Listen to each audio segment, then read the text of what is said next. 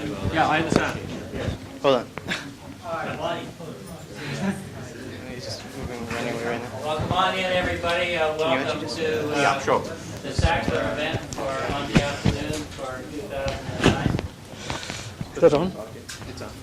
Yeah, as you can see that the wise organizers of the Sackler Yes, it will be. It's a pleasure for me to say a few words to introduce Roger Blandford.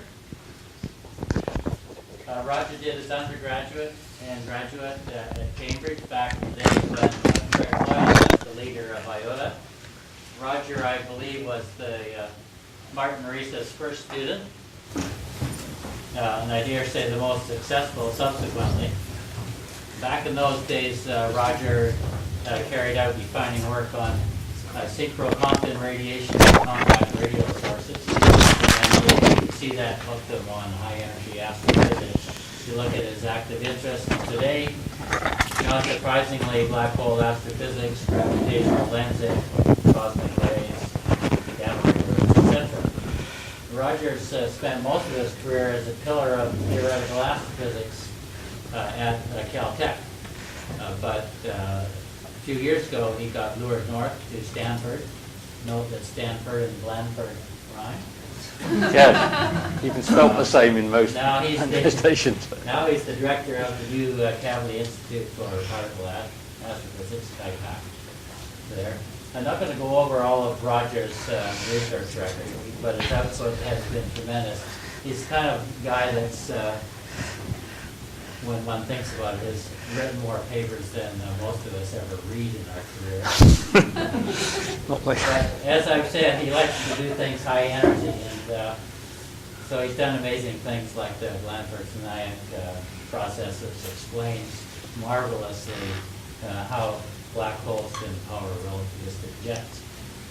His accomplishments have garnered him much deserved recognition, and here I have to have a list. Sloan, Warner, and Heinemann prizes of the AAS and the Medal of the RAS, Guggenheim Fellowships in the Royal Society and the Triple AS, and membership in the National Academy of Sciences. A few years ago, Roger led a senior review for the NSF concerning the astronomy program. As Roger said at the time, our charge is really to help balance the cost of running the existing facilities against the very ambitious new and exciting set of programs, i.e. living with reality. I'm sure that NSF's choice of leadership was based on more than the fact, which is true, that Roger's very good at charades. That his wisdom and leadership was widely appreciated, though, is seen in the fact that he's now leading up the current U.S. Indicator Review. You can see Roger in depth on video on the Kavli website. All you have to do is Google Kavli Blandford video depth and you'll get there. But it's really much more exciting to have Roger here today to speak to us. Here you go.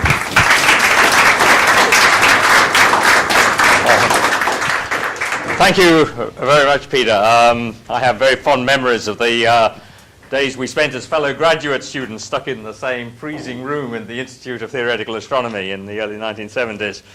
I'm going to try and put this in here, I hope it doesn't destroy it. And thanks very much indeed for the invitation, the honor to deliver the Sackler lecture. I'm very pleased to be back here again, a place I've visited off and on in the past, and see many friends and colleagues here. And I'm very, very glad to be here, even if I came on a red eye to do this, so I may perform the feat of dreaming that I'm giving a talk at CITA and wake up to find out that I actually am. So, anyway, so I suggested one or two titles, and this was the one that your organizers saddled you with, and it's going to degenerate into a certain amount of plasma physics, which is an acquired taste at best. So to the cosmologists here, I apologize, but that's the way life is. Okay, so this is a sort of double entendre. Fermi, of course, refers to Enrico, the man, and GST, the Gamma Ray Space Telescope. And I'm going to sort of twine them, if you like, a little bit into this talk. And it's going to be a bit rambling because this is in fact, a time of discovery, and I think a lot of what's going on is not fully digested yet, but we know that something is going on, and we're learning a lot about high-energy astrophysics, and that's what I'd like to sort of try and share with you here. So this is going to be the sort of topic of this talk. So some of it will be sort of quite generic, and some of this talk will be homing in on one particular problem, which I've been worrying about. I have no real solutions to offer you to this problem, but I think it's an interesting one, and I think I think solutions are possible, as you'll see. I'm trying to do that. That worked. Okay, so let's start off with cosmic rays. This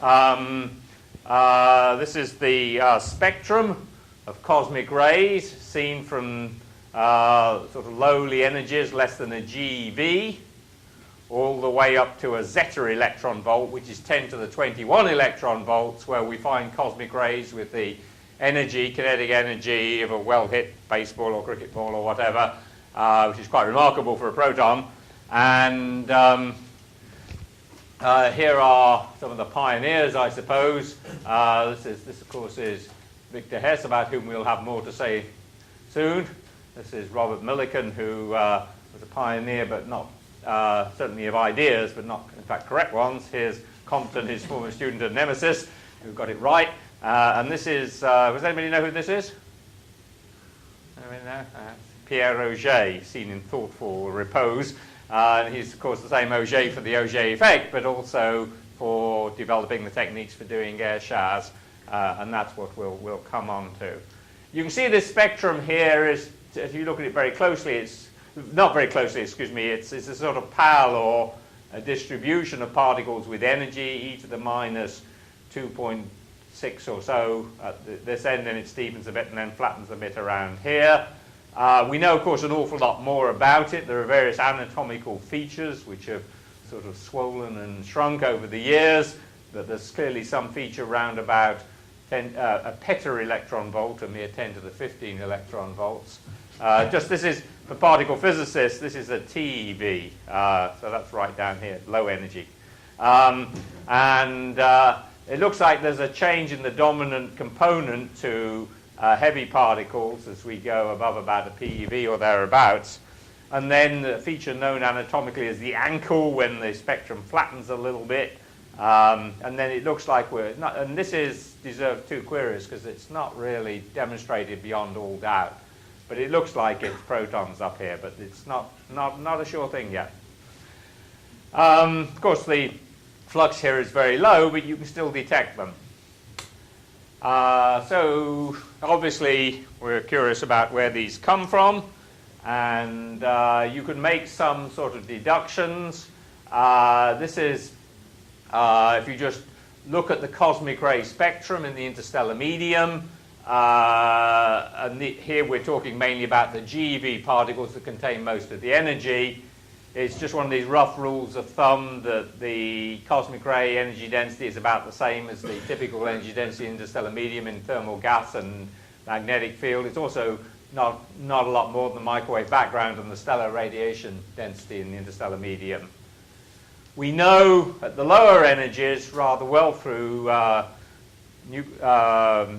nuclear chronometers and so on. Here are 4 here that give exquisite answers. This is actually results from a spacecraft called ACE. It's at low energies, the sort of thing you can do. You can see what the ages are of the particles from nuclear chronometers. And they work out to be pretty well understood to be about 15 megayears. So the cosmic rays in our galaxy are resident for not very long, perhaps 10 to the minus 3 of the age of the galaxy. And we know quite a lot more about their propagation. We can figure out the power of the galaxy in cosmic rays. A simple way of doing this is to take the energy density of the cosmic rays, and if you just think about it for a moment, we know what their path lengths are. We know how many grams per square centimeter the cosmic rays go through, because we can look at the secondary particles, for example, lithium, beryllium, and boron, that are made from carbon, nitrogen, and oxygen. And that way, by the ratios of those two types of particle, we can figure out how many grams per square centimeter they've gone through as a function of energy. And the power of our galaxy works out to be about 10 to the 40 ergs, 10 to the 40 ergs per second, or 10^33 watts, as I've got it there, about a few percent of the power in supernovae, and about a thousandth of the total power of the galaxy in stars and so on. So these are just rough round numbers. You can do this much better. There are big propagation models and so on. This is just order of magnitude estimates. There's a greater consistency than I'm exhibiting here in this story, and a sort of greater set of unsolved questions of detail. But this, in general, is what's going on. This really deals with the GeV particles, and perhaps not surprisingly, we think that the GeV to PeV particles, that's 10 to the 9th to 10 to the 15 electron volts, have a common origin. And then we're looking at an extragalactic component that is kicking in at the higher energies. And here, if we're looking for what the luminosity density in cosmic rays is at the higher energies, it's going to be something like a millionth, not a thousandth, we now believe, of the galactic luminosity density. And as you can see here in a much publicized paper in Science about a year and a half ago, it has been claimed by the Auger group, and this is the prime ultra high energy cosmic ray air shower facility in Argentina. They claim that we're on the verge of doing cosmic ray astronomy. It's claiming that we're starting to see actual sources of cosmic rays, not just a diffuse background over the sky. And again, this is everyone I think would admit is that this is not not a sure thing, but it's only a matter of time before this becomes real set of sources, or alternatively a set of 1.5 sigma results, which will be 1.5 sigma forever, and people will lose interest in it. So at the moment, the prospects are good for seeing discrete nearby sources. So you're doing real cosmic ray astronomy. Quite possibly one of them is Centaurus A. So here we have again, just to summarize what I just said, at the very lowest energies, what you see is basically cosmic rays from our solar system. The solar wind blows away the extra. Oh, how did that happen?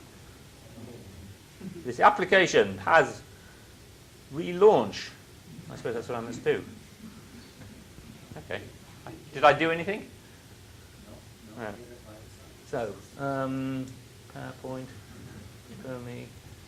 So I've got it here. So, detect displays. Is that any good?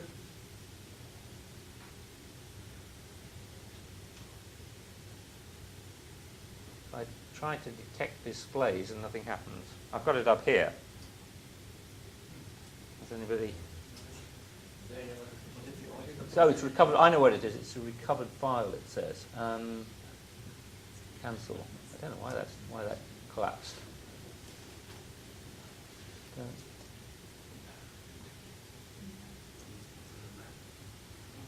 So I better save that. Okay. I'm saving that. Sorry about this. I don't know why that happened. Open recent. Is that one? Now try again. Maybe detect displays. Oh. Sorry? Have you got a slideshow? I'm just trying to get detect displays. And, there we go. All right, here we go. So there we go. Okay. So hope it doesn't just remain unstable. Okay, so here's the sun, of course, up here. It's certainly a source of cosmic rays. Why is that? That's an electronic collapse at the moment. There we go. There we go. There's the sun up there. Here's a supernova remnant, 1006, in fact, and that's responsible for the cosmic rays we believe in. Most of the cosmic rays in this lower energy range. Pulsars, here's the Crab pulsar seen at X-ray wavelengths, are perhaps responsible, not the only possible source, but perhaps responsible for what goes on between above the knee up to the ankle there. So this is the Crab pulsar, as I say, it's symptomatic of that. And then I think there are two least implausible sources of the ultra-high energy cosmic rays left standing at the moment. There are those who believe in exotic things like cosmic necklaces and quark nuggets from the early universe and so on, but there's actually good reasons for believing that those much more interesting and exciting possibilities are not viable.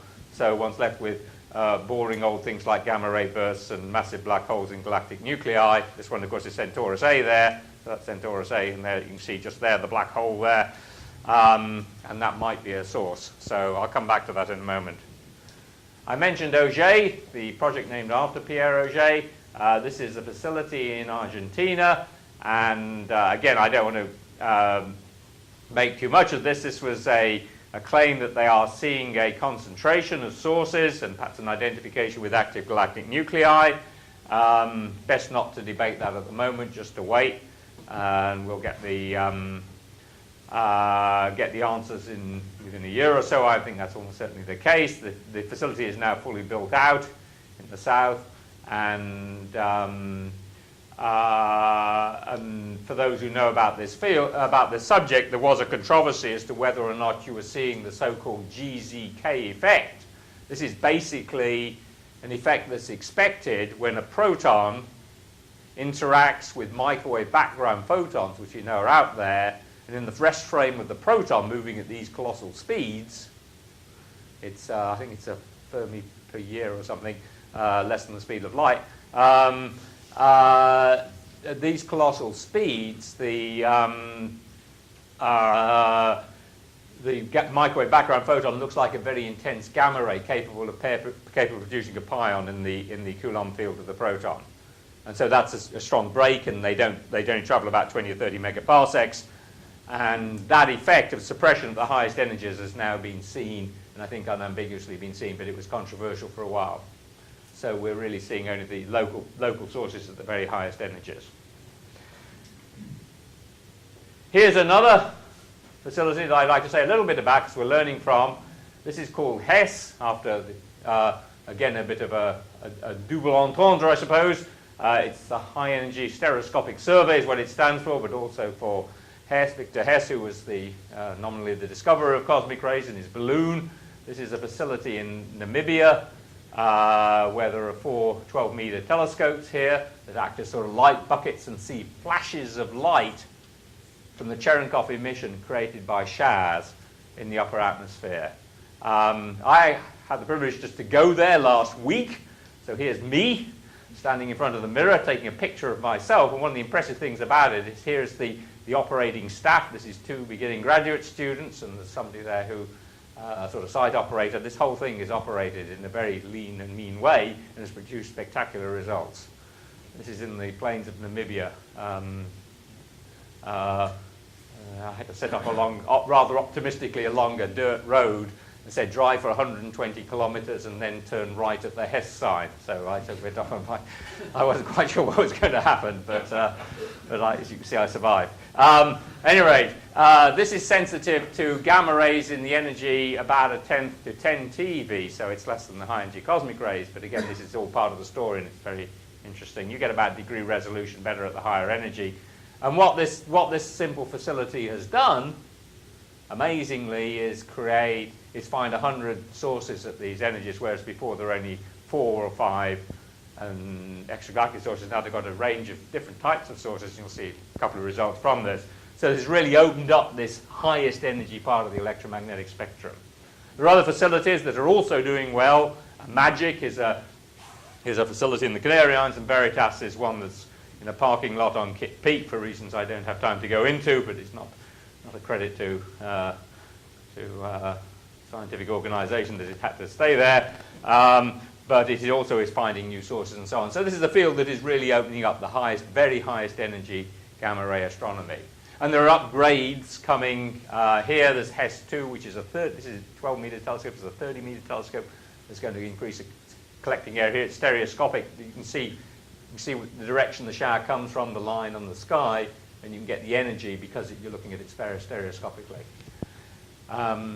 Magic is being upgraded with a second dish, and Veritas, I think, will not be upgraded, but there are statistics. The flashes are in the optical. Is that what's Yes, you see Cherenkov light. Can you actually see it? I mean, can humans see it, or is it just... Well, Cherenkov emission can be seen, because I think the folk story is that it was actually seen by somebody sticking their eye in the beam, and they actually, they saw the Cherenkov emission in the eyeball. Yes, but these ones you don't see. No, not even people from remote tribes in Canada will see this. Yeah. Yeah, so there's not enough photons there. You can only do this when the moon is down, of course. And when I went there was no observing whatsoever. It didn't look like that at all. It rained. It's been raining continuously for 3 weeks. So it's the desert. Anyway, so there's an upgrade pattern. And then finally, the other Fermi. This is the Fermi Gamma Ray Space Telescope. I'll say some more about this too. This is a joint international mission. It was launched on June the 11th after many delays. It basically contains 2 facilities. I'll tell you a little bit more about it. One is the Large Area Telescope, which is the major facility, which looks at this lower energy than Hess range, but it's an all-sky survey. It basically looks at the whole sky every 3 hours. So every 2 orbits, it's essentially looked at pretty well the whole sky. And so it's very different from a pointing telescope. The predecessor was Compton Gamma Ray Observatory, one of the instruments called Egret on that.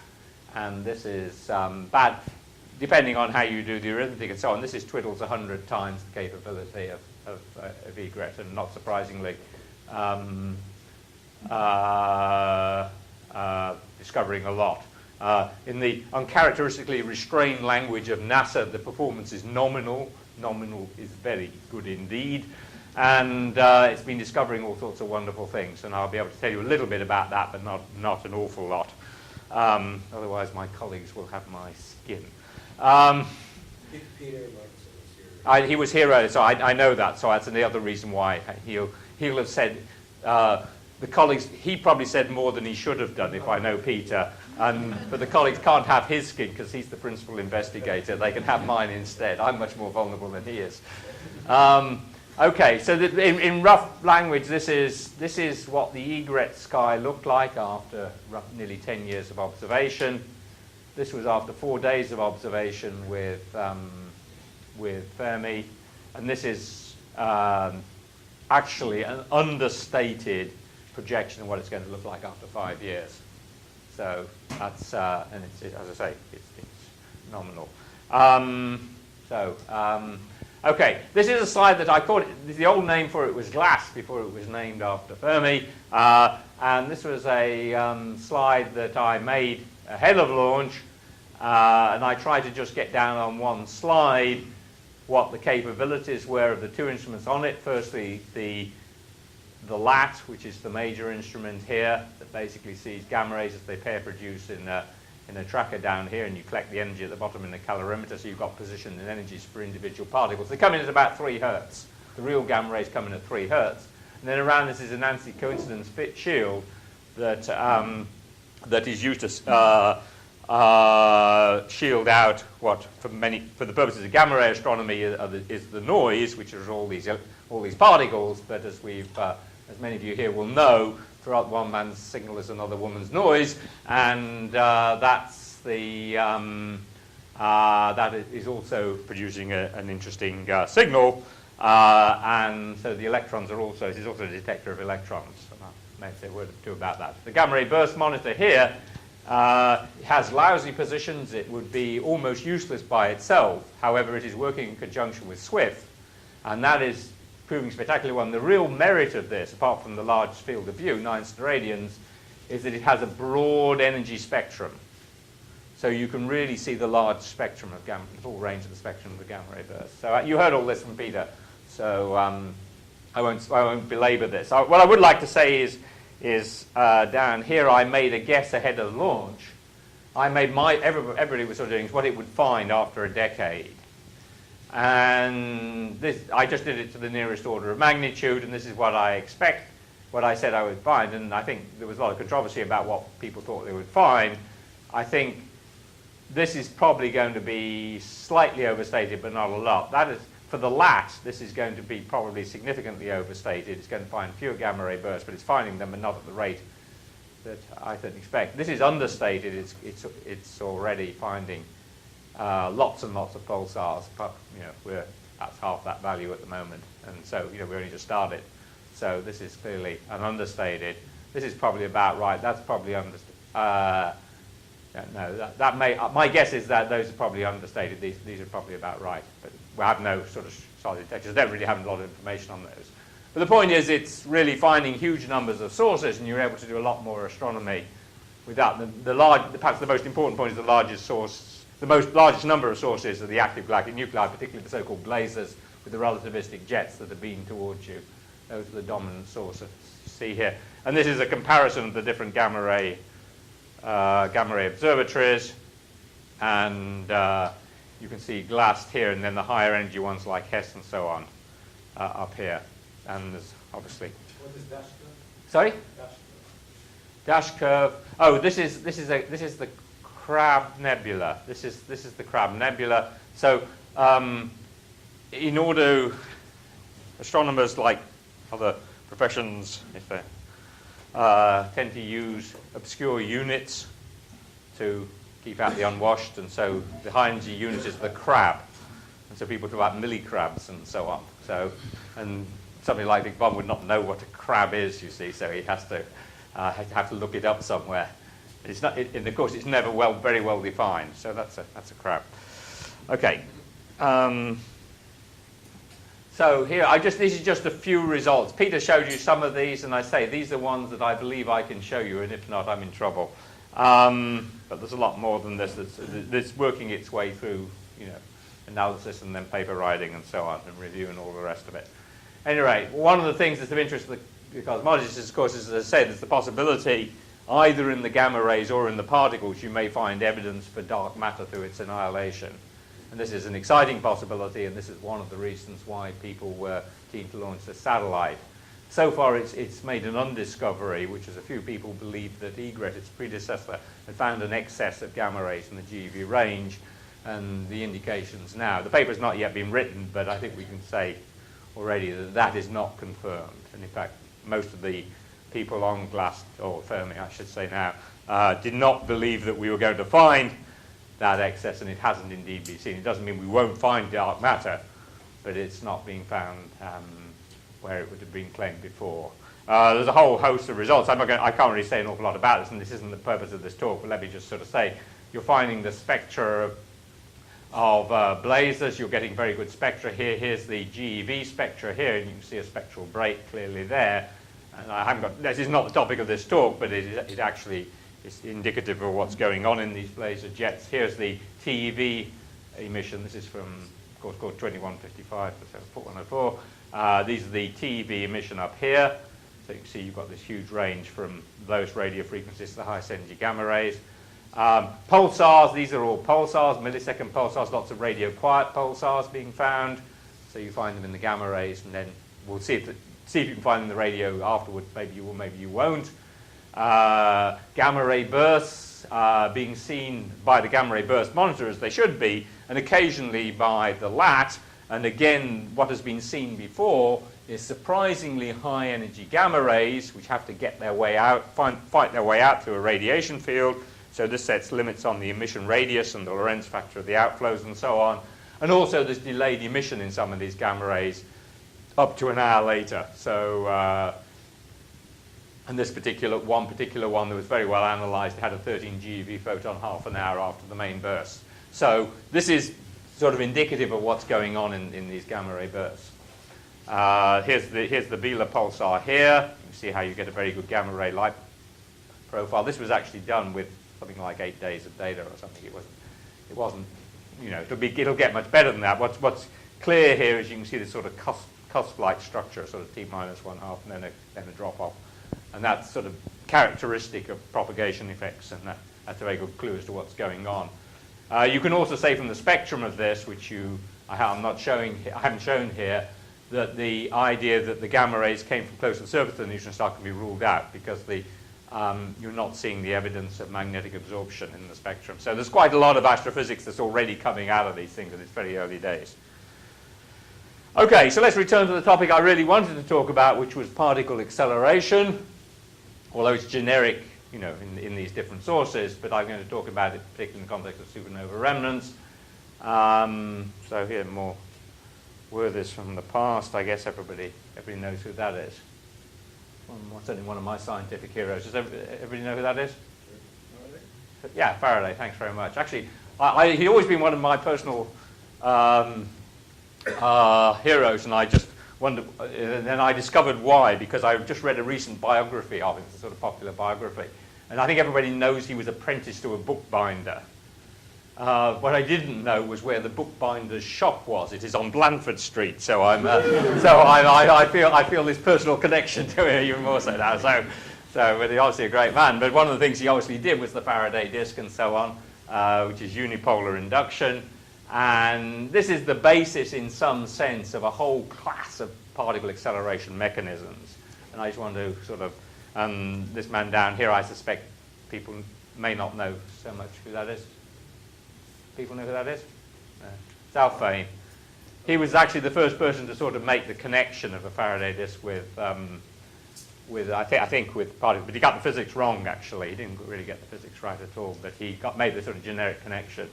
And basically, the idea is if you spin a conducting body with a magnetic field at an angular frequency omega, the rate of change of flux is twiddles omega phi. Depending on phi is the amount of flux going through here, and that'll give you a voltage and EMF. Faraday's law and all of that. And everything's relativistic in these cosmic environments, so the only impedance in town is that of free space, essentially. The conductor usually has no impedance. And so the current is going to be the EMF divided by the impedance of free space, about twiddles 100 ohms, 377 for pedants, but it's 100 ohms with geometrical factors and so on. And the power you're going to get out of this is going to be the product of the EMF and the current, which is V squared over Z naught. And so that immediately tells you if you're looking at a voltage of 10 to the 21 volts to get the highest energy cosmic ray, you're looking at a source of power that's 10 to the 46 ergs per second. It's a sort of, it's a quasar or an Aegean or a gamma ray burst. It's not some magnetized M star or something. I mean, it really has to be something with a lot of power associated with it. And it's very hard. You can sort of build, sort of engineer particle accelerators in the sky, but it's hard to believe that nature does much better than this. The other type of acceleration, generic type of acceleration, is usually associated with Gzk Fermi here, and basically if this is the sort of one-shot type process, this is the sort of gradually sort of stochastic acceleration.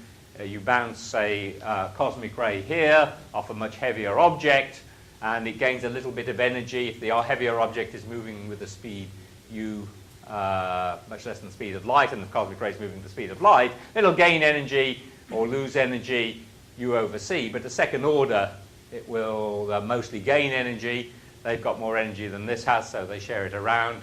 It's a bit like when you go and exchange money at the customs, when I did today. The exchange rates fluctuate a little bit, so if you keep on exchanging money, you're bound to become rich, you see, because we've got more money, banks have got more money than we have. However, I used to make that joke. It's no longer true. And in fact, it never was true, because there's a resistive term in the Fokker-Planck equation there, which is called the commission. And so it doesn't work, in fact, in that case. But in principle, it could work, I suppose. So at any rate, and actually the first person to apply this in a particular context was probably Chandrasekhar, shown here. Wait a minute, can we go back to that history for a second? So I thought Fermi did come up with this for for cosmic ray. Yes, it was. This Fermi did, but in the context of shocks, the first person to think about this, I think, I'm not absolutely sure. It may have. Fred Hoyle wrote. People were sort of fencing with these ideas. Fred Hoyle actually wrote a paper, but the one that sort of did something that wasn't quite relevant but was right, sort of characteristic perhaps. It was certainly absolutely correct, but maybe not quite relevant, was Chandra, I think. That's mid-50s. That was early 50s. It's actually written up in his book on plasma physics. Okay, this is sort of, again, I'm rambling a little bit here, but it'll hope come together. There's a sort of generic question to ask about the gamma ray sources. Are we looking at, and this ties into the particle acceleration, when we look at the gamma ray sources, are they result of hadrons? Are they a result of leptons, or for those who like dark matter, which we have to like because it's most of what's around us, could they be WIMPs? So are we going to see the gamma ray sources? And this is you know, the sort of big central question that's out there. So in the case of the supernova remnants, and here's one here, it's the first time I've shown it, this is 1713, it's a large supernova remnant in the southern sky. It's enormous. This is a superimposed X-ray image and gamma ray image. So you're resolving this at TeV astronomy. You're resolving the supernova remnant. And you're seeing where the emission is coming from a shell in this supernova remnant, the expanding black hole. You're also getting the spectrum up to energies of now about 200 TeV. It's only a matter of time before you find higher energy particles. So it's a fifth of a PeV. Okay, so you're seeing these very high energy particles that are clearly coming from this supernova remnant. And the surprise is that the supernova remnants are such efficient accelerators. That is the big discovery already. And we'll come on to the implications of that.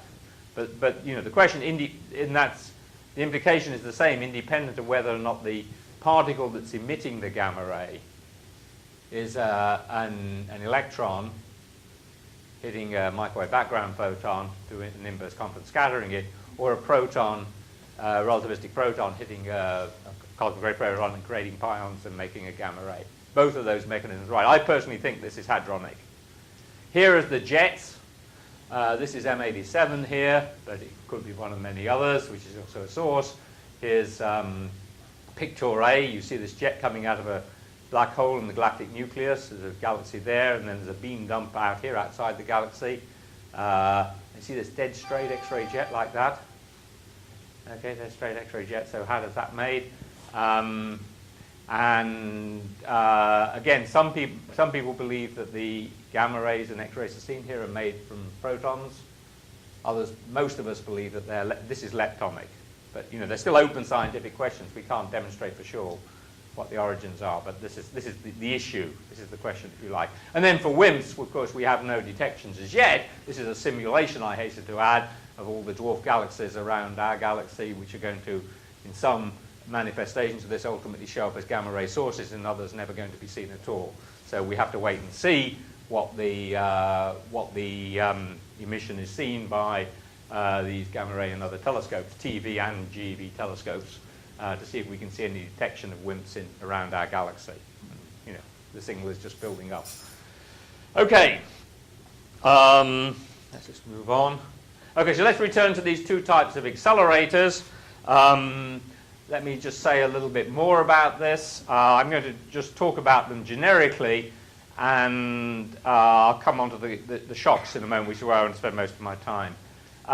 Firstly, if you say, well, how could we get the ultra-high energy cosmic rays, then a way to think about this is getting some sort of giant Faraday wheel in the center of a galaxy. And it doesn't matter whether it's the black hole, which can act as a good conductor, or it's the gas around the black hole in the disk in the inner part. That's a good conductor. It doesn't matter. It's going to be the same order of magnitude estimate, and typically you'll have magnetic fields in the 10 to the 4th Gauss range, these sort of angular frequencies, zetavolt EMFs, and 10x amps current, which of course is about 10 to the 18 times what you will see in a typical particle accelerator. So that's sort of quite impressive, and you can do the same sort of thing in a 10 solar mass black hole and get even more power in a 10 solar mass black hole in a gamma ray burst. So these are the sort of two, if you like, plausible sources for high energy particles from a galactic nucleus. And on the one hand, it would seem that the gamma ray burst is the more plausible than the Aegean. But the trouble with gamma ray, there's two problems with gamma ray bursts, is that firstly they're rather far away, and so it's hard to get the highest energy particles from there to here. And the second is they're full of photons. That's why we see them, and so it's very hard for the particles to get out in that environment without having a lot of photopion production. So for that reason, I happen to believe that this is the more plausible source, but plenty of enthusiasts for this, and we'll just see. And if it is these Aegean, the circuit must essentially, as I say, must be completed in the dark. You can't apply the EMF close to the black hole. There are far too many photons around to get the particles out. So what you have to imagine is that this thing here is like a current. It's a bit of coax here. There's a magnetic field wrapped around it, which provides the collimation. It's sort of So is it coax and there's a current flowing along here? There's a return current like that or like that. So there's return current, and then you've got the EMF applied here, applicable, and that's where the acceleration actually occurs. But it has to happen in the dark, away from the nucleus of the galaxy. Alternatively, if it's not like that, it could be that this is, I would call a hose pipe. It's a fluid dynamics problem rather than an electromagnetic engineering problem, electrical engineering problem. This second rise point, is it related? Yeah, this is here's picture A. That's about the size of the optical galaxy, an giant elliptical galaxy, 40th magnitude like that. It's about that size. There's the black hole in the center of that, with a size of about 10 or 15, 10 or 100 AU. And then there's a jet that squirts out of that, comes right out of the galaxy. There's actually a double radio source here. There's a giant radio lobe here. This is seen in X-rays. So, and this is you see a bright X-ray hotspot that coincides with a radio hotspot, and there's another radio source on the other side. This we think is a relativistic outflow, not at a small angle to the line of sight, and that's where that outflow terminates. That's the sort of beam dump, if you like, the hotspot at the end of the radio source. That's way outside the galaxy. There's a characteristic pattern, but this is the best example of a straight X-ray jet. It really is quite spectacular. But was there something that ended it, or did it just end because it wanted to end? That's as far as it's got. I mean, the story is that the jet, yeah. I'm a bit surprised that if you look in radio, it must be a lot bigger. If you look in radio, it is a lot bigger, because what happens is the radio electrons don't cool, and they can wander around everywhere before they cool. These X-ray electrons are very short-lived. So that's what happens. I mean, you should be surprised by this. Anybody's ever thought about plasma pinches? No, they're hellishly unstable. And yet, this is what we have. This is the evidence of our eyes. What is the distance? Sorry? This distance is about 100 kiloparsecs. We don't have the projection. Sorry? In the Aegean is much larger than the QFEs. Sorry? The volume average output in the Aegean is much larger Oh, yes. than the QFEs. That's Yes. a good reason to. That's the third reason for believing in the Aegean. Yes. That's absolutely correct. Yeah. Thanks, Chris. Yeah. Okay. So this is, you saw an animation there from Anatoly Spitkovsky. This is a force-free model of a neutron star. Again, a spinning neutron star does exactly the same things. I guess I'm just sort of flogging the issue here. This is the gamma ray burst in the Aegean. Actually, I thought I'd taken this slide out, never mind. Okay. So here are some more jets, which are kind of nice to look at, and so I thought I'd taken those two slides out. Now, let's go on to the supernova remnants, and these are some X-ray images of supernova remnants. Well, not all X-ray. This one is one here. Just let me explain a little bit around here, because this is the sort of circumstantial evidence that the supernova blast waves accelerate the cosmic rays up to about a PeV, or almost a PeV. This is one that exploded in 1006, so it's about a millennium old. And what we see here, the blue regions here have a non-thermal spectrum, and what you're seeing is inverse Compton emission from relativistic electrons. And so this is prima facie evidence that you get relativistic electrons accelerated at the perimeter, at the periphery, of the supernova remnant, at the outer shock front, essentially. And then inside is thermal, the X-rays from thermal gas, just hot Bremsstrahlung. Here's Cas A, and we see around here, again, you can see the shock wave on the outside and then the thermal emission from the inside. Tycho, again, you can see the emission. So we're seeing clearly the non-thermal emission from the outside. So shocks are clearly implicated, even if you don't believe any of the theory. The evidence of your eyes is good enough. The Crab Nebula, this is, of course, different, but this is possibly the source of... Sources like this may be the origin of the PeV to EV cosmic rays. There are other possibilities, but this is a reasonably plausible one, especially as the abundance changes, and they might be heavies, it might be iron. This, of course, is supernova 1987A, because it kind of looks kind of pretty. This is the ultimate in image intensification. It really looks like nothing like this at the end of a telescope, but it does look kind of nice at the three-ring circus. This is one that I will come back to. It's the one I showed you before, 1713, and it's the X-ray emission here, a Rosat image, and behind it you can see the result gamma ray, TeV gamma ray emission from Hess.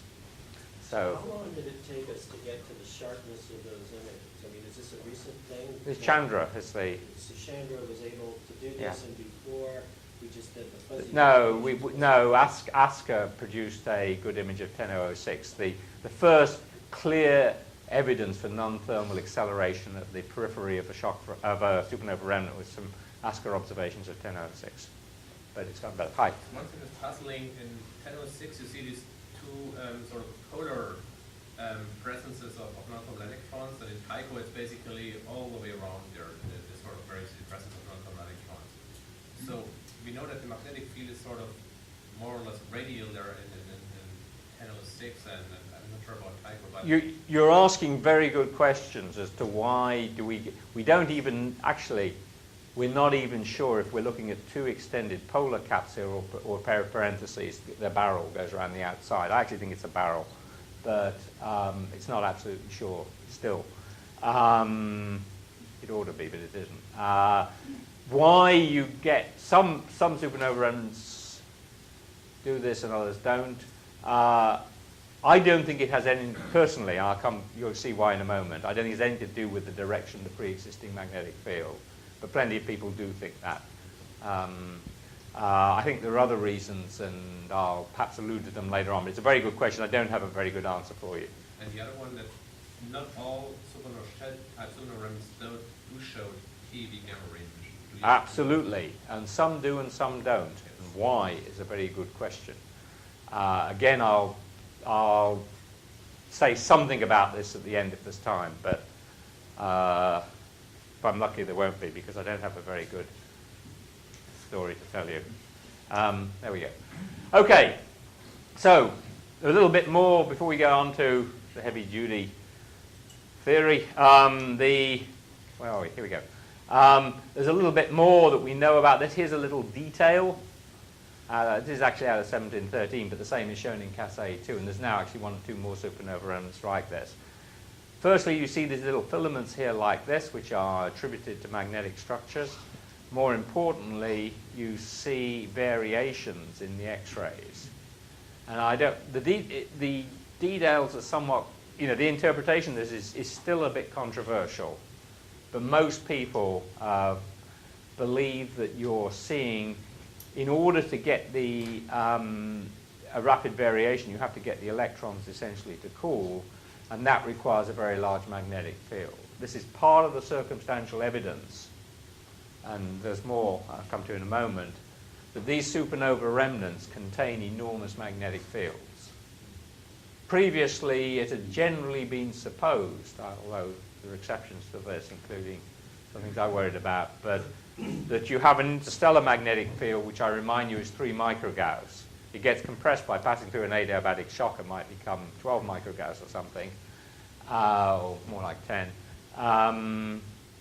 But it now looks like that these shock fronts, again independent of the theory, are capable not just of accelerating cosmic rays to prodigious energies, they are also amplifying the magnetic field, taking these magnetic field lines and stretching them by factors of 100 or so.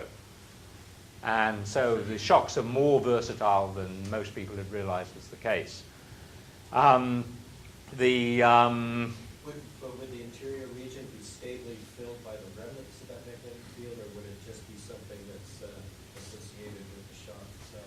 Don't have a good answer to that question. Again, this, if you like, trying to understand if these features here are associated with the shell of the supernova remnant, with the outer bounding surface, or are in the body of the interior. My personal belief is that the field does relax downstream some in these cases, but not a huge amount. So I think there actually is a lot of magnetic flux in the interior, but most of the action happens close to the shock front. Again, that'll come clear. The other reason for saying that the magnetic field gets amplified and has to be done in the shock front is that you're seeing such enormous energies in the cosmic rays themselves. For simple electromagnetic reasons, in order to get these large energies in the magnetic field out of any shock, any particle acceleration mechanism, you're going to need larger magnetic fields than an interstellar value. People had sort of estimated you may get 10 TeV or so, and now you're seeing well over 100 TeV and counting. So to get those high energy particles out requires very high energy particles. So, theory. Now, this is a very simple idea. Where are we? And the thought is the following, and in some sense, Fermi was not quite doing this, but almost doing this. Chandra and Fred Hoyle were sort of doing this. You have a magnetic field, and the magnetic field is not necessarily straight. It's got a lot of magnetic inhomogeneities in it, and the magnetic inhomogeneities, you can call them hydromagnetic or Alfvén waves, and those Alfvén waves can scatter relativistic particles when the Lam or radius of the particle is comparable with the wavelength of the wave. And so you get this sort of a particle which might wander down here and then get scattered in pitch angle and start wandering back again. And that's basically a diffusive process of a cosmic ray.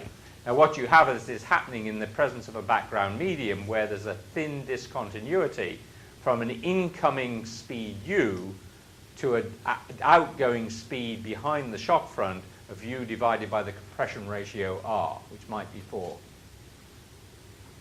And basically what you have is these particles rattling backwards and forwards. Remember, them traveling at the speed of light very fast, so they travel c over u times, which might be 1,000 or so, across the shock front.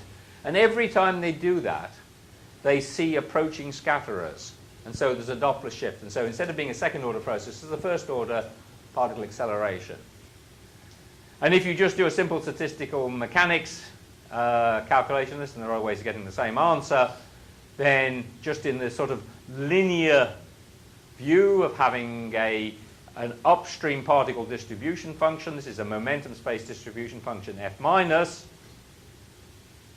passing through the shock front, diffusing as it goes, rattling backwards and forwards, and asking what gets transmitted downstream, you get this simple Green's function relation, just a linear relation, and the key point here is that the slope of the spectrum in momentum space is this quantity q, which is just given by the compression ratio. And in this case it's 4, so in momentum space f of p goes as p to the minus 4, and in energy space n of e goes as e to the minus 2. If you put in just a little bit of inefficiency in this, which there will be, it'll be e to the minus 2.1 or t.2, and you then modulate with the propagation, energy dependence of the propagation, you recover the slope of the cosmic ray spectrum. And plausibly it has the efficiency and so on to do this. So this is a sort of an explanation, and at some level probably the explanation of how cosmic rays are accelerated at supernova remnants, and indeed other shocks as well. However, it's too good to be true, because if you try and look at this in a lot more detail, or a little bit more detail, it becomes much more complicated, and there are lots of questions that you don't have good answers to. Firstly, where do these waves that do the scattering come from? Well, it turns out the cosmic rays can create their own magnetic irregularities. There are instabilities. If we try and make cosmic rays stream through a magnetic field faster than the Alfvén speed on average, they automatically create scattering inhomogeneities that stop themselves from streaming any faster. So they create their own instabilities. But the details of how this happens and how the mechanism saturates are still not very well understood, despite an awful lot of work and a lot of heroic numerical simulation. Also, and this relates to the question that Christoph asked, what does it matter what the direction of the magnetic field is? I'll return to that point, but this has been a big issue in this business. The second sort of complication here is that the cosmic rays are not test particles. This is such a good mechanism that the pressure and the energy density of the cosmic rays is comparable with that in the background fluid. And so they are carrying a lot of the momentum, they are carrying a lot of the internal energy, and they have to be included in the shock jump conditions. The fact that they have a specific heat ratio less than that of the background particles means that they are going to give more compression. The fact that they've got a pressure that's pushing against the fluid means they're going to give less compression. And it's actually quite complicated what happens. And then we now know that we probably have to include the magnetic stress as well. The third thing is, where did these particles come from in the first place? What privilege is conferred upon the small minority of otherwise humble protons and makes them very rich? What happens? There's obviously an economic metaphor here. And so what controls the injection? The cosmic rays themselves have to be part of the shock. So the actual this mathematical discontinuity in there is a crucial part of the mechanism. and understanding that is hard. Another problem, which is not relevant for the supernova remnants, but is relevant for the jets and many other sources, the gamma ray bursts and so on, is what happens at relativistic shocks when B is of order U. That, again, is much more complicated. And finally, how do you get these very high-energy particles, and that requires big magnetic fields. Yeah, now, I'm going to go through this rather fast, and I suspect Chris and a few other people here will understand, I think, exactly what I'm saying and probably take me to task for it. And for the rest of you, I apologize, but I think I'm sort of running out of time a bit, and so some of this will I hope, resonate with some vestigial memory of some interstellar medium course you had to sit through 100 years ago. Anyway, okay. So there's two ways of describing cosmic plasma. Let me just say this in detail. There's basically a fluid description, and most people are grudgingly familiar with this, and they'll say, well, we'll treat it like a fluid like air or water or something like that. So you'll characterize it by a pressure and a density and a velocity, and if you have to, a magnetic field. And this is magneto, hydrodynamics, or fluid dynamics, or whatever. And the two principles are, go with the flow and push-pull in the language of contemporary pop psychology, and basically it's just, the flux is frozen into the fluid, and then magnetic stresses are anisotropic, and they don't act like gas pressure, they push and pull in different directions. And usually what is done in this description, and there's acres and acres of worthy analysis in plasma astrophysics that says P goes as rho to the gamma, because that's what happens in air, except gamma might be 5/3, not 7/5. And the particle distribution is anisotropic, because I can't bear the thought of having to deal with a tensor. So that's assumed, and that's okay if these particles are colliding with one another. And this can be generalized to relativistic flows and electromagnetic flows and all the rest of it. So you can do all this gas dynamics, and that's fine. The more sophisticated one, but one is much harder to make progress, of course, is to make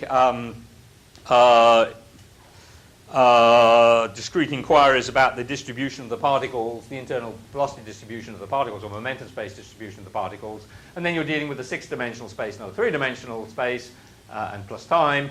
And then you're dealing with the techniques of plasma physics.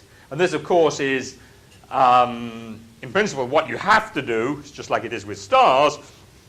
But as anybody knows, stellar dynamics is much easier to work in the fluid description. You're getting more progress in the fluid description. And the best you can hope for problems like this is probably some sort of hybrid approach that combines the two. And that's the sort of territory we're in here. Now, I want to go back to this business about what is the relationship between the pressure and the density. And for air in this room, P goes as rho to the gamma, it's adiabatic and all the rest of it, and that's just fine. But for these plasma particles, and in particular the cosmic rays, they don't collide. They're collisionless. And so we cannot assume that P does go as rho to the gamma. And amongst the first people to worry about this in this context were Chu, Goldberger, and Lowe. And what they wrote down was what's called a double adiabatic equation of state. And they said there's a perpendicular part of the pressure. If the magnetic field is like that, they're asking about the pressure that's pushing in that direction perpendicular to the magnetic field, and the pressure in that direction. And they say they behave in response to changes in the plasma in different ways. And if we just deal with non-relativistic particles, and it's easy to generalize to relativistic, then the perpendicular part essentially corresponds to the adiabatic invariant of the particle, the action if you like, being conserved. So what that means is the perpendicular component of momentum scales as the square root of the density. So the square root of the density is the distance between adjacent, perpendicular distance between adjacent field lines to the magnetic field, is inversely proportional to the distance between adjacent field lines. And so this is just essentially just conserving P perp in the size of the box. It's just a momentum in the size of the box, just as you would do with a de Broglie wavelength or something. And then they tried the same game, much less plausibly, for the momentum along the magnetic field, and derived these equations of state. And this is a perfectly good description of a plasma, and in some circumstances, for example, if you've got a tokamak, a ring of plasma, it's probably correct. But in most circumstances, it's probably not correct. But nonetheless, it's good to use this as a model because it's an easy thing to work out. And it says the equation of state for the perpendicular and parallel components scale with the density in the magnetic field now in quite different ways from just going as rho to the 5/3. And not surprisingly, Alfvén waves, which everybody knows and loves and explores in the interstellar medium and so on and writes great theories about, are totally different under these circumstances. They will for a collisionless plasma. So this just shows what's called a Friedrich diagram. This is a plot of the, a polar plot of the wave speeds. And this is for a collisionless plasma, collisional plasma, and these are the same conditions for these rules here. And you can see that the Alfvén speeds are order unity different. And that will matter for a lot of applications. So this is a sort of, large point of doing. Now what you actually do is, I'm not quite sure in general cases, but I do understand, my collaborators and I do understand in particular cases.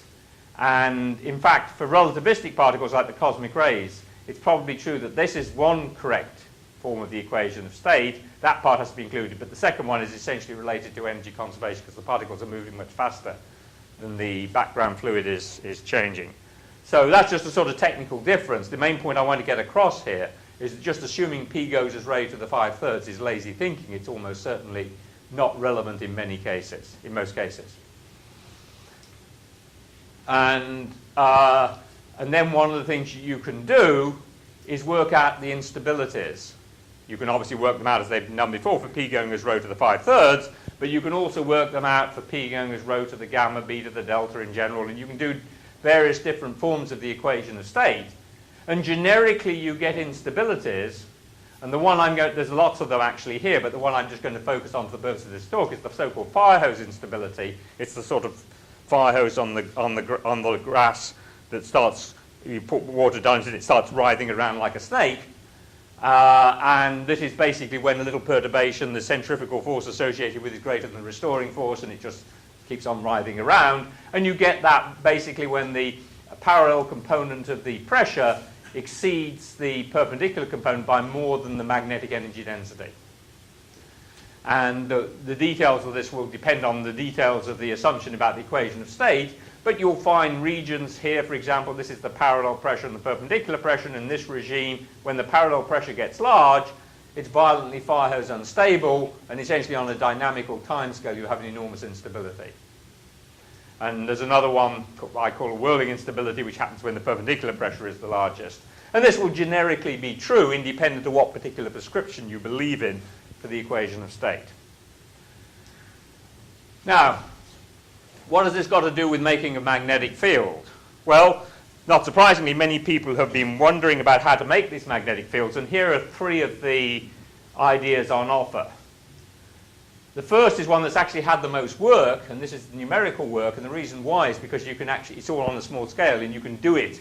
It's the problem you can do rather than the one you should do. It's called the Weibull Instability, and it creates magnetic fields essentially out of nothing. It's a well-known instability from the past, but it makes them only on tiny scales. It only makes tiny magnetic fields on tiny scales, and they tend to unravel afterwards in any case. They're not relevant to the high-energy cosmic rays with enormous Lama radii. The second one is a Bell-Lucic instability. It's one that was very controversial for a long while, and that was because I think the descriptions of it were just wrong. And it misled a lot of us for a long time. But it is now, I think, quite clear that there is a real instability, and it's associated with a current that's attributed to the cosmic rays that are streaming away from a shock front, for example. And this will create an instability. There are genuine instabilities there. They've been simulated. Now, this is also from Svitkowski and Riquelme, and this is the recent simulations that they've done that has demonstrated that this instability is there, and it is really, there really is one there. And this is much more plausible, particularly for the GeV cosmic rays. And then there's a third type of instability, which is one that I call the magnetic bootstrap, and this is essentially one that is a fluid instability, and it operates far ahead. It will operate far ahead of the shock front for the highest energy particles. And my contention is, I think that this is the one that actually happens because the damage is done by this one before that one has a chance to operate, and certainly long before that one has any say in the matter. So I'll just explain back in the time that's left what the magnetic bootstrap instability is. And this is basically a cartoon here of the cosmic rays in the vicinity of a shock front. So think of this as the shock front here as a very thin discontinuity, perhaps 10 to 12 centimeters or so across. In reality, this is the fluid ahead of the shock front. It hasn't yet been hit by the shock front. This is the undisturbed interstellar medium. This is the interior of the supernova remnant behind the shock front. If you ask what the distribution function, this is just shown as a cartoon, of the GeV particles is, these are mildly relativistic, then they only stream a little way ahead of the shock front. Their Larmor radii are small, their diffusion lengths are small, they don't get very far ahead of the shock front. The TeV particles, 1,000 times more energetic, get significantly further ahead of the shock front, and they go stream a lot further ahead. And then the PeV particles, the most energetic particles you have, they go the furthest ahead of the shock front. So if we were to look, say, at this point here at what the distribution function is, we'd see particles PeV and TeV, but a paucity of particles at the low energies, because the GeV particles will never get that far ahead at that particular point. If we ask what the energy distribution function is, it looks like that. And basically what happens is that the highest energy particles that the shock is capable of accelerating stream the furthest ahead of the shock front. And so the first evidence that the interstellar medium has, or except for flashes of light and so on, that there's been a supernova, are the highest energy particles streaming through the interstellar medium. Now, if they're, say, for the sake of argument, 100 TeV or so, they'll go a long way ahead of the shock front. Remember, they're traveling at the speed of light. But eventually they'll be dragged back again. But the ones at energies approaching a PeV, they go so far ahead of the shock front, perhaps a shock radius ahead of the shock front, that they can't find their way home. They never make it back to the shock front. They never get any more acceleration. They essentially escape. They escape ahead of the shock front, the highest energy particles. Now those particles there, if they're being accelerated by this shock front, have a pressure, despite the fact that they're the highest energy cosmic rays, that's perhaps 1 or 2 orders of magnitude greater than the ambient interstellar pressure. It's larger than the pressure in the interstellar medium. And they're streaming away. Therefore, they are unstable. They are fire hose unstable. There are actually other instabilities that can operate, but I think it's the fire hose that's the most important. And they're fire hose unstable, and they create a magnetic field which gets wound up and wound up and wound up. So it's the very highest energy particles in the bootstrap mechanism create the magnetic field that scatters them as further downstream, and then provides the magnetic field for the lower energy particles to be scattered. And my conjecture is that it's the highest energy particles streaming furthest ahead of the shock front that creates the large, almost milligauss magnetic fields that we see evidence for downstream, and that's where it all happens, and that's why the lower energy particles can then be efficiently accelerated. So just for terminology's sake, so one of the critical issues with shocks is the question of how are shocks, the word is mediated. Yes. Now what this is describing is a mechanism in which mediation is extending over a very large length, yes. And that's a pretty exciting thing. So as you go out in GeV, TeV, PeV, what would be the sort of relevant amounts of energy? Okay, yeah. I understand. I think the easiest way to think about this is in terms of something like the pressure over rho u squared. And I would say for the cosmic rays ahead of the shock front, it will be a few % of the rho u squared of the ram pressure associated with the total blast, which is larger than the interstellar pressure, but smaller than the pressure behind the shock front, which is essentially 3/4 rho u squared. And so I've sort of shown the scale here, if you like. But a canonical number that Christoph will sing to us on many occasions is that you can accelerate with an efficiency up to 30%. Absolutely, and most of the energy is in the GeV particles downstream. I put 10% here, somewhat conservatively. Okay, I'm not going to argue with him that it isn't 30%. I don't know, but somewhere between 10 and 30% would be reasonable. But the higher energy particles have less energy associated with them, perhaps a few %, but still it's more than the interstellar pressure, and it's capable of winding up the magnetic field. But if you were to say, I am going to define a shock thickness, then the primary thing would be What's called the subshock is this down here, might be a few thermal ion lambda radii about 10 to the 9 centimeters or so. That'll be very thin. So Roger, is there a threshold Mach number for which this process works then? Probably, yes. I think there are threshold conditions, and this is the sort of hazy area where I don't have any good answers. At first I thought a shock is a shock is a shock, and it's just the Mach number that mattered. It's clear that's not the case, and that map of 10006 gives you a warning that that might be the case. So, I mean, offline I could tell you what I've been thinking about, but it would be too complicated, I think, for this, and we're running out of time. Anyway, so this is a bit more details here about how to do this just in words, and there are some, shall we try and demonstrate that we've done a few calculations to try and do this. What it is ultimately going to have is numerical simulations and experiments to do this, because it's such a huge multi-scale problem. There's a huge range of scales there. It's not an easy thing to do.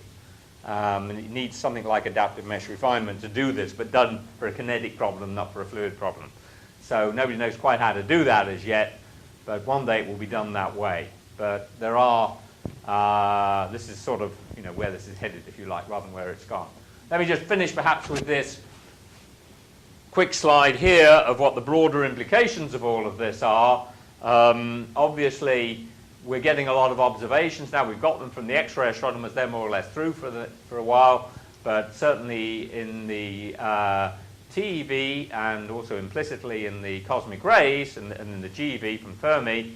And then we're learning a lot about these shocks. And also relativistic shocks, which is an extension of this in the Aegean and the GRBs, where you can actually see the shock fronts. We should not forget our own solar system. We have a wonderful laboratory which has been explored by both Voyager spacecraft, which has discovered some wonderful things about how particles are accelerated at the solar wind termination shock. That is still not fully digested, but there's a lot. This is actually an old slide. The Voyager 2 has gone through the termination shock now. And eventually it will go through the contact discontinuity and then out into the bow shock in the interstellar medium. But that'll be another decade probably before that happens.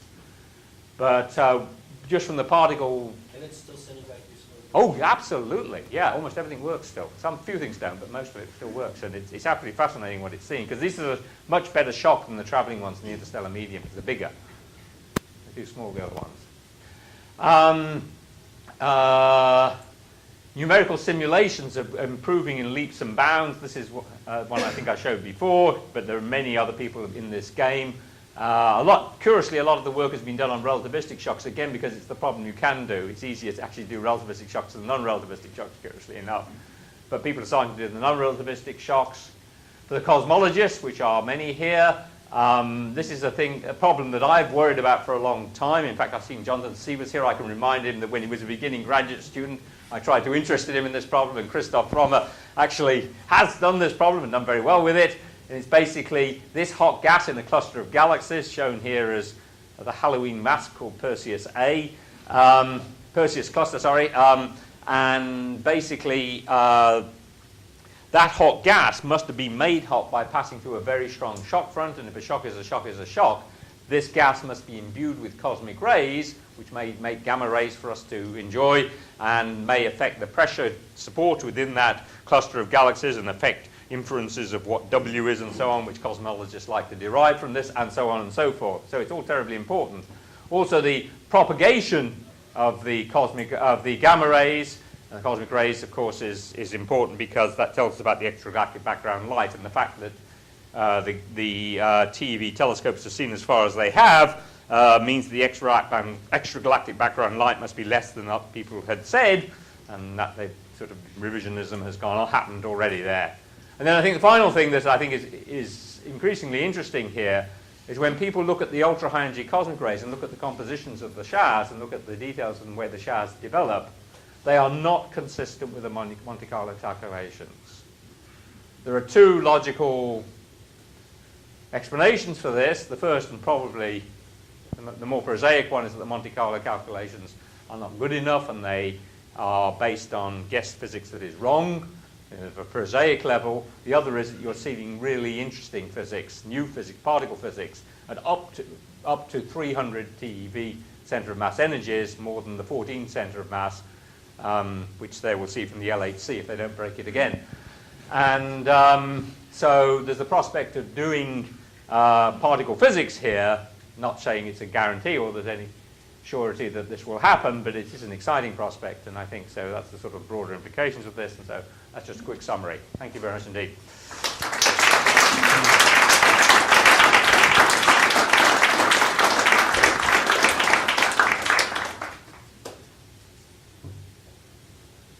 I'm not in control of the time, so Yeah, I'm not either, but it looks a bit sorry. do we Yeah. have time for questions? Well, obviously, we've been copiously interrupting Roger as we go. We might have a chance for one or two questions, but let me remind you that we have a high degree of shock compression here in Roger's time, but nonetheless, he's here tomorrow and we'd be happy to chat with people. All right, so any question? We started off with saying Fermi acceleration gives you this e to the minus 2 point something power Yes. on n, which I would have thought the energy gives me e to the minus 1 point something. And yet, at the end of the day, you're going to explain the Supernova Remnants having a distribution of e to the minus 0.2. Where did you buy your extra power? Oh, no, okay. All right. This is relativistic particles. F of p goes as p minus 4 is the same as n of e goes as e minus 2 is the same as e squared n of e, which is the energy per octave going as e to the 0. They're the same statement. Okay, I am under instructions from Lev that we have to close down shop right now, and so you'll have to learn wisdom from Roger offline. Thank you, Roger. Thank you very much.